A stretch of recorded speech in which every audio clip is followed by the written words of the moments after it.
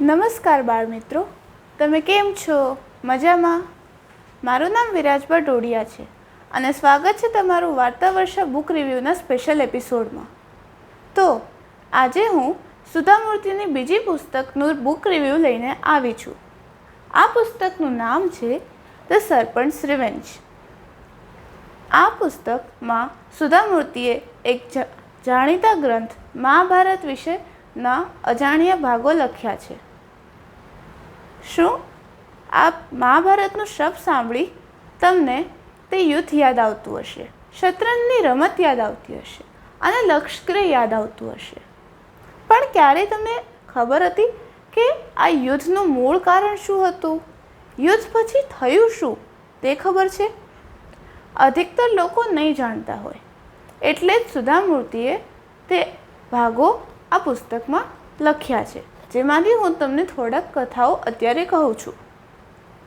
એક વાર્તા એમ છે કે અગ્નિને ખાંડવ જંગલ બાળવું હતું, એટલે અર્જુન અને કૃષ્ણએ તેની મદદ કરી.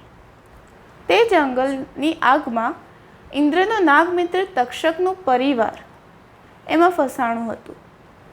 ઇન્દ્ર મદદ કરવા ગયો, પણ તે તેમને બચાવી ન શક્યો. તક્ષકનો પરિવાર મૃત્યુ પામ્યો, પણ તક્ષક જંગલની બહાર હોવાથી બચી ગયો. તેણે બદલો લેવાનું વિચાર્યું અને અભિમન્યુના પુત્ર પરીક્ષિતને મારી નાખ્યો. એટલે અર્જુનના કર્મનો ભોગ તેના પૌત્રને ભોગવવું પડ્યું. આ વાર્તાથી મને તે મહાજ્ઞાનની પ્રાપ્તિ થઈ જે લોકો જાણે અજાણે ગ્રહણ કરે છે. તે છે આપણે જે કર્મ કરીએ તેનું ફળ આપણને પાછું મળતું જ હોય છે. જો આપણે સારા કર્મ કરીએ તો સારા ફળ મળે અને જો ખરાબ કર્મ કરીએ તો ખરાબ ફળ મળે.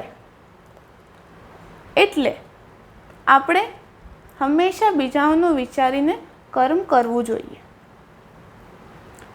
જેમ અહીંયા અર્જુને અગ્નિની મદદ કરી, એના લીધે તે આગમાં ફસાયેલા કેટલા પશુ પંખીઓએ પોતાના જીવ ગુમાવ્યા હશે. ખાસ કરીને તક્ષકનું પરિવાર, જેના મૃત્યુથી તક્ષકે બદલો લેવાનું વિચાર્યું અને અર્જુન કાં તો તેના પૌત્રને તેનું ભોગ ભોગવવું પડ્યું. એટલે અહીંયા જ્યારે તક્ષકનું પરિવાર આગમાં ફસાણું હતું ત્યારે ઇન્દ્ર તેમની મદદે ગયો, એક મિત્ર તરીકે, જે મને બહુ સારું લાગ્યું.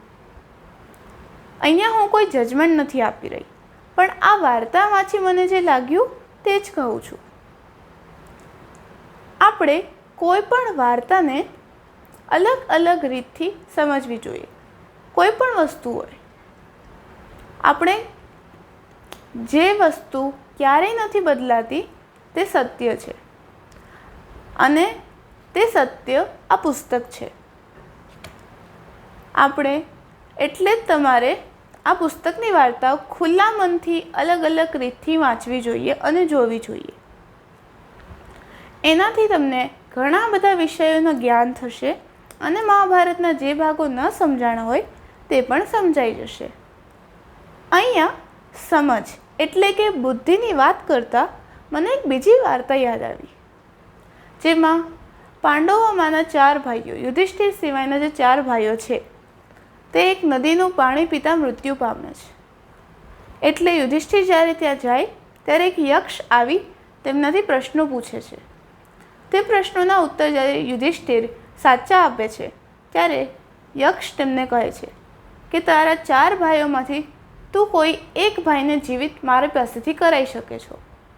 તો યુધિષ્ઠિર કે તમે નકુળને જીવિત કરો. યક્ષે તેનું કારણ પૂછ્યું. યુધિષ્ઠિર કે મારા પિતાની 2 પત્ની છે, એક કુંતી, એક માદ્રી. કુંતીનો પુત્ર હું જીવિત છું, તો માદ્રીના પણ એક પુત્રને જીવિત કરો. ખુશ થઈને યક્ષે બધા ભાઈઓને જીવિત કર્યા હતા. અહીંયા આપણને ધર્મનું જ્ઞાન થાય છે. ધર્મ એટલે નિષ્પક્ષતા અને સુખેથી રહેવું, સુખેથી કામ કરવું.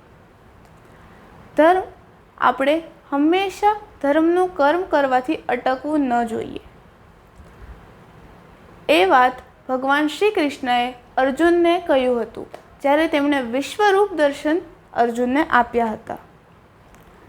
ધર્મ એ કોઈ હિન્દુ કે મુસ્લિમ નથી, પણ ધર્મ એ આપણું કર્તવ્ય છે.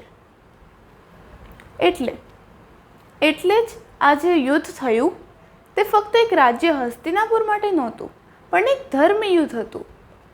એટલે જ કુરુક્ષેત્રને તે યુદ્ધનું પવિત્ર ભૂમિ માનવામાં આવે છે.